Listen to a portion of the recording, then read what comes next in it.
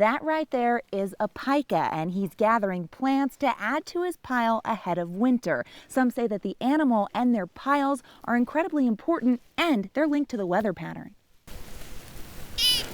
Mouse ears, hamster bodies, and related to a rabbit.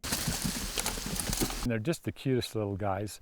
They'll kind of call you with that sharp call of theirs, and I just love looking at them. Monty Christensen loves hiking Big Cottonwood Canyon, and spotting a pika and its pre-winter pile among rockfall debris is always a treat. They do not hibernate, so they pile up these huge piles of food, and then during the winter they live under the rocks and then come out and grab their food. We did a story last year on pika piles and how an avid skier and coworker of mine thought the bigger the pile, the bigger our winter. I found out the pika responds to past weather patterns and with previous drought conditions would gather more to sustain its winter diet. We had big piles last year and a big winter, and this year we didn't have drought and have some decent-sized piles yet again. It's a fun hypothesis. I'm not sure that there's all that much to support it, but I think pikas are just trying to gather as much food as they can, and what's ever available in a given year, they're going to store away.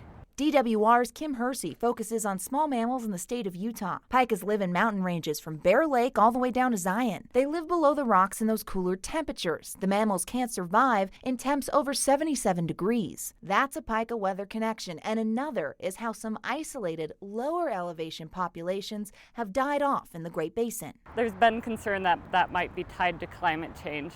In Utah, we've been studying pikas, doing repeated monitoring for over a decade now.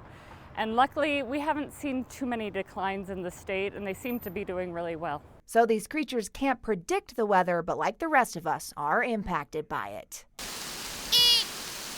But for the most accurate forecast 8 years in a row, I would stay with the Pinpoint Weather Team. Winter is sort of our thing. Reporting up Big Cottonwood Canyon, I'm Alana Brophy, ABC4 News.